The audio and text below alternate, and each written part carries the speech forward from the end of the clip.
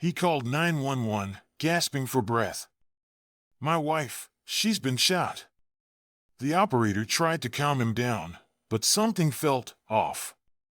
His voice trembled, but not with grief. There was something calculated about it. When police arrived, they found the woman lifeless on the floor, a gun beside her. A tragic suicide, or so it seemed.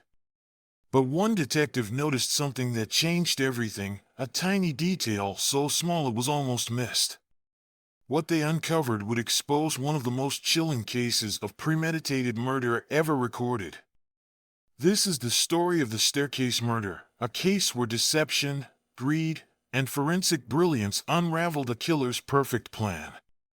And it all started with one crucial mistake. Michael Peterson seemed like the perfect husband. He was a successful author, a devoted father, and a man who lived in a sprawling North Carolina mansion with his wife, Kathleen. To the outside world, their life appeared idyllic, a typical suburban couple with wealth, intelligence, and charm. They had been married for over a decade and shared a luxurious lifestyle. But on the night of December 9th, 2001, everything changed. A frantic 911 call, a shocking discovery, and a crime scene told two very different stories. Was this a tragic accident, or was Kathleen Peterson the victim of a carefully orchestrated murder? Today, we're diving deep into the evidence, the cover-ups, and the forensic breakthroughs that blew this case wide open. We'll also explore the emotional turmoil, public pressure, and legal twists that have kept this case in the spotlight for over a decade. When first responders arrived at the Peterson home, they were met with a gruesome sight. Kathleen Peterson was lying at the bottom of a grand staircase, her body twisted unnaturally. Blood pooled around her head and splattered across the walls, the surrounding area drenched in the aftermath of a brutal incident. A horrific fall? Perhaps. But something didn't sit right.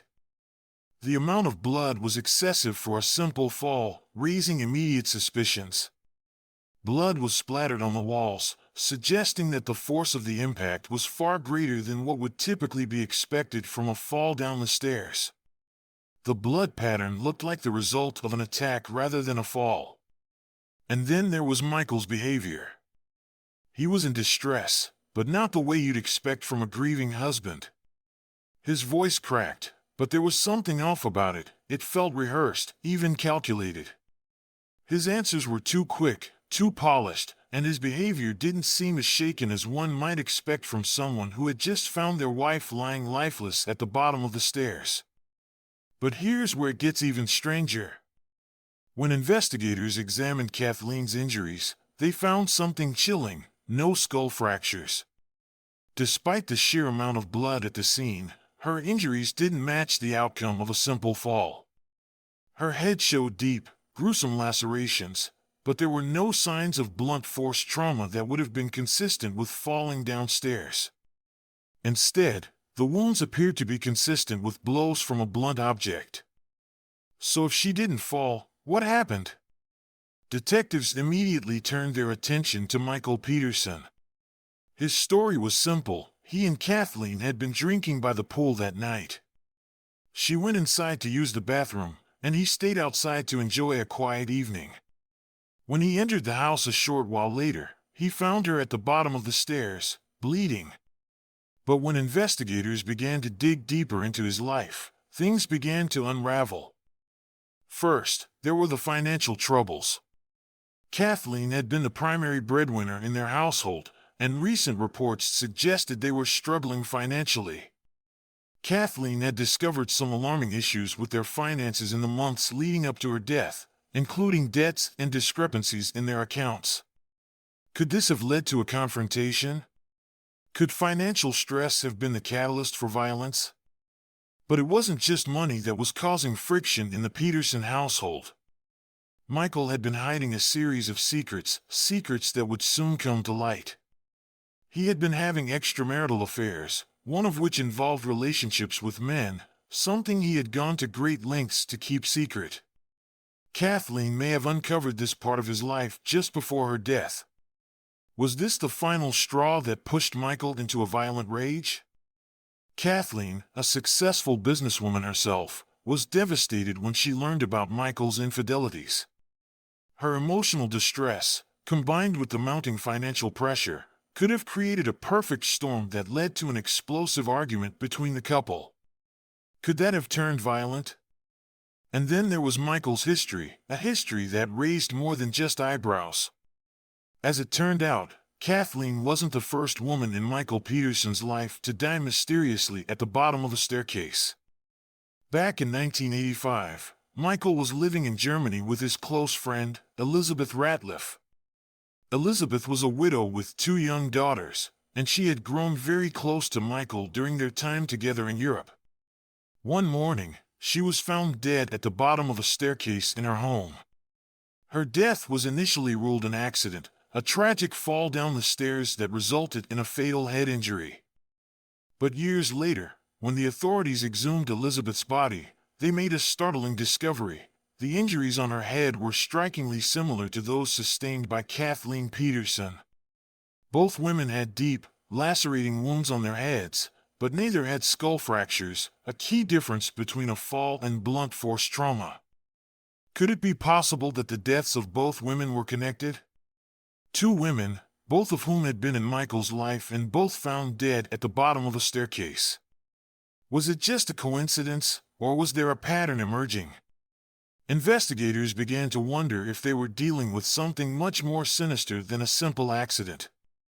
This new revelation caused even more suspicion to swirl around Michael Peterson. Could he have been involved in Elizabeth's death, and if so, why was he not questioned more thoroughly back then? What ultimately cracked the case wide open was the forensic evidence. Experts in blood spatter analysis began to reconstruct the crime scene, examining the blood patterns left behind. What they found was deeply unsettling. If Kathleen had truly fallen, the blood would have pooled differently. The impact pattern didn't match the result of a fall, it matched the aftermath of a beating.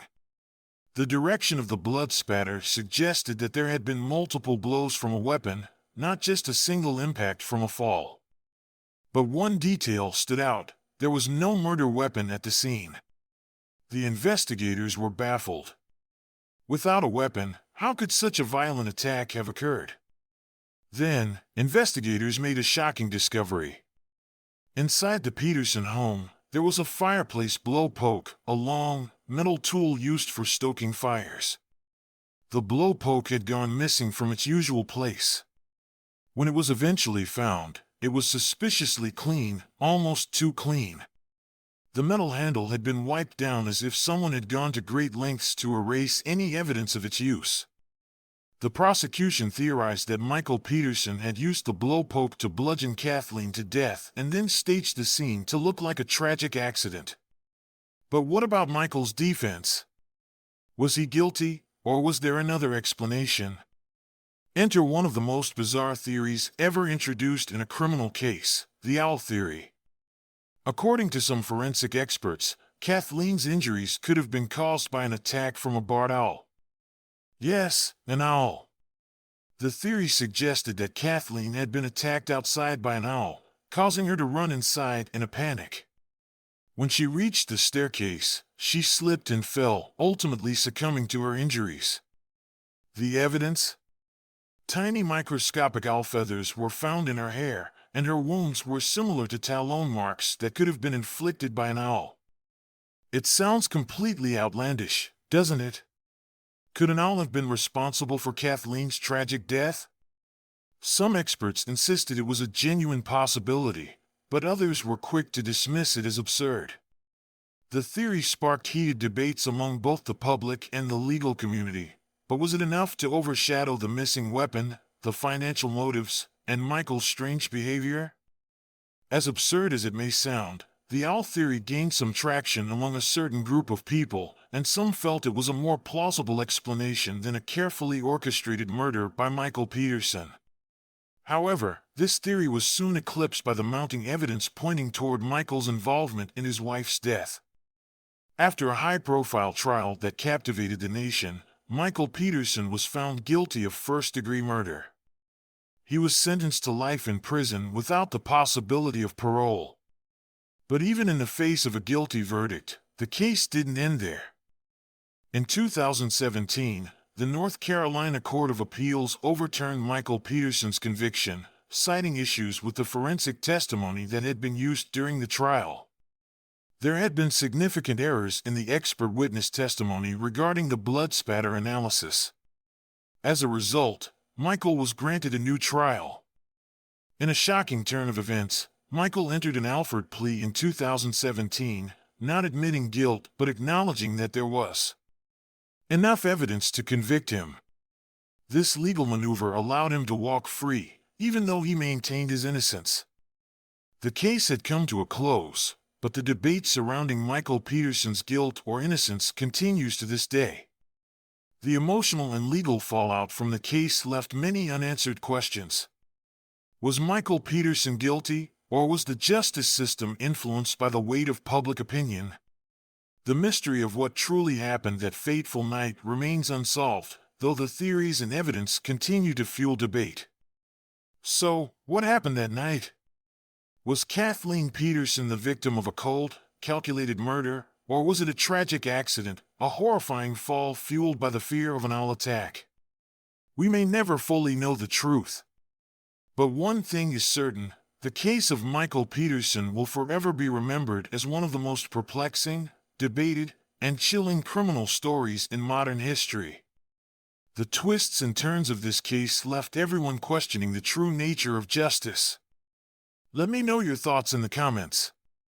Was Michael Peterson guilty, or is there more to this case than meets the eye? Was the owl theory just a wild distraction, or could it be the key to unlocking the truth?